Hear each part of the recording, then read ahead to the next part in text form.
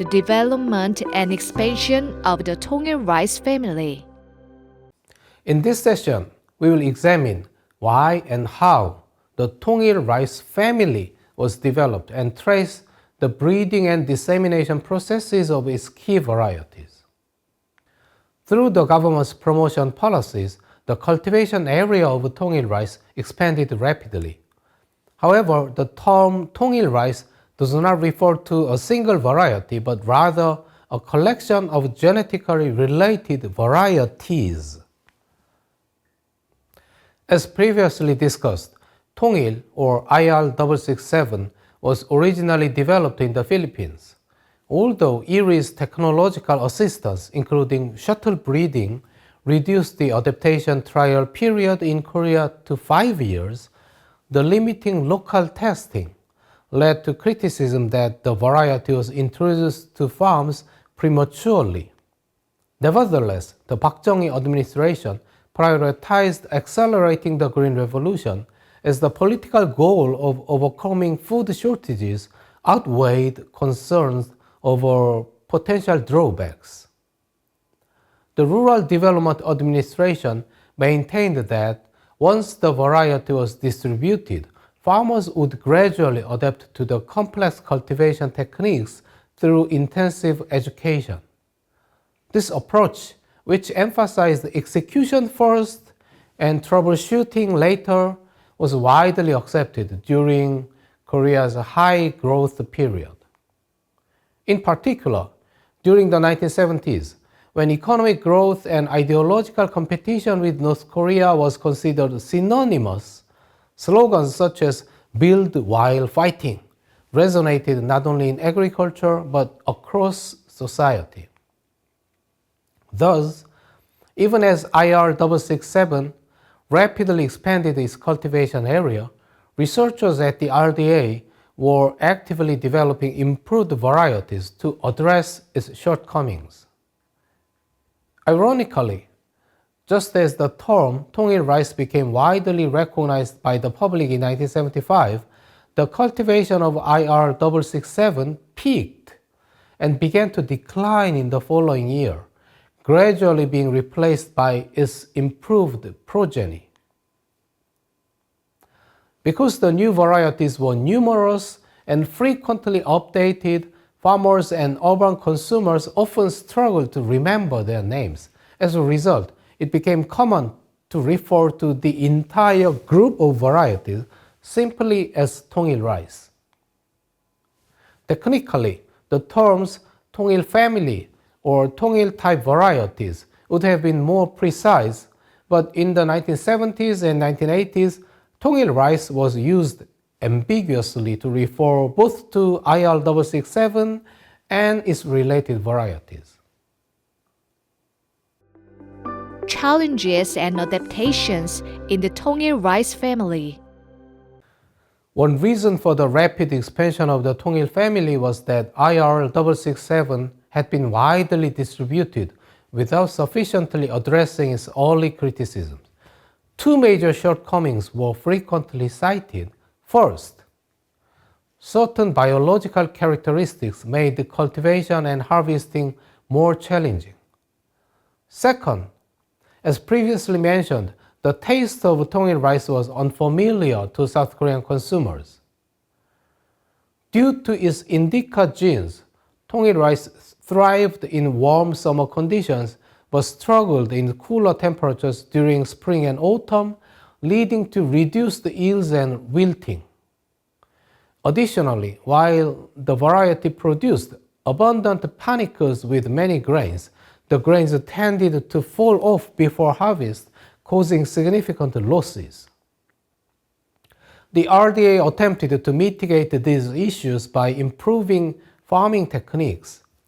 The problem of cold sensitivity was addressed through the use of insulated seed beds, while premature grain shedding was managed by teaching farmers to stand harvested sheaves upright for drying. However, these techniques were not fundamental solutions, leading to a focus on improving these traits in subsequent varieties. Addressing the taste issue proved even more complex. Defining what constitutes good tasting rice is scientifically challenging. While the physical and chemical properties of rice can be quantified and adjusted through breeding techniques, making a delicious rice variety is not straightforward because taste preferences are shaped by cultural and historical factors. Whereas consumers in Southeast and South Asia tend to favor long grain rice with medium or high amylose content, East Asian consumers generally prefer short grain rice with lower amylose levels. Korean consumers typically find rice with an amylose content exceeding 20% to be too fluffy or lacking in texture, but reducing amylose alone does not necessarily result in better flavor. At a time when food shortages persisted and the term barley hump was still widely used, the government tried to convince the public that prioritizing taste in rice selection was a luxury. However, for farmers, rice quality was a practical concern. Rice perceived as having poor taste sold at lower market prices, directly impacting farmers' incomes. Additionally, as most Korean farms were small-scale family operations, farmers themselves had to consume the Tongil rice they cultivated, making them sensitive to its taste. Breeding improved successor varieties. To develop successors to Tongil, agronomists primarily employed two strategies. First, they selected strains of IR667 that were better suited to the South Korean climate for further development. Second, they crossbred IR667 or other semi-dwarf Iri varieties with Japonica varieties. The first approach led to the development of varieties such as early ripening Tongil and Yeongnam early ripening. One way to improve cold sensitivity of Tongil rice to introduce cold-resistant genes through artificial crossbreeding. However, a simpler and effective alternative was to isolate strains that matured earlier, allowing for harvest before autumn frost sets in. These varieties, derived from IR667, enabled harvest approximately 2 weeks earlier than their predecessor. The second approach resulted in prominent varieties such as Yushin or Iri 317. While the former method improved the cultivation efficiency, it did not improve the taste profile. To address this, it was necessary to introduce different genetic traits from varieties acknowledged for good taste. Iri 317, developed at the Iri Agricultural Experiment Station, was a cross between Tongil and IR 1317, an Iri-developed semi-dwarf hybrid of Indica and Japonica. Similar to Tongil, IR 1317 was high-yielding and adaptable to temperate climates. By crossing IR 1317 with Tongil, researchers developed Yushin, which retained the semi-dwarf characteristics while exhibiting Japonica-like grain shape and taste. The government's decision to name this variety Yushin after the authoritarian regime itself underscores the high expectations placed on it. Meanwhile, Professor Moon-Ho pursued another approach to improving Tongil rice.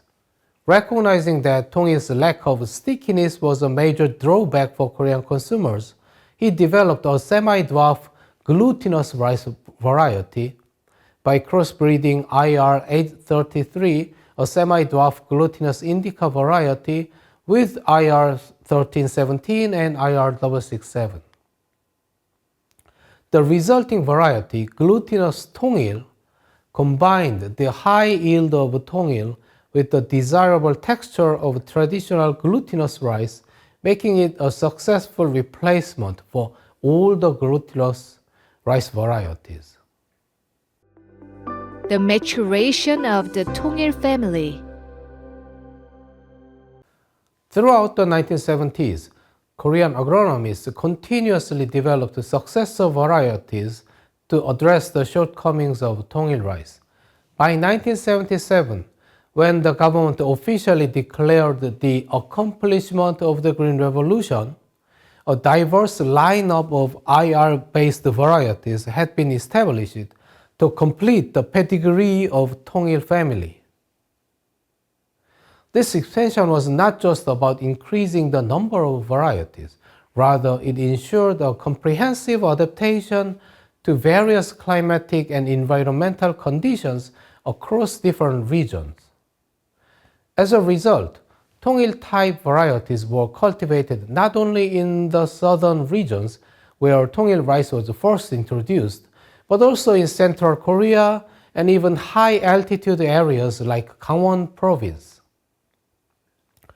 With this strengthened lineup, the RDA pushed forward with greater confidence, aiming to establish Tongil-type varieties as the dominant rice strains across Korea.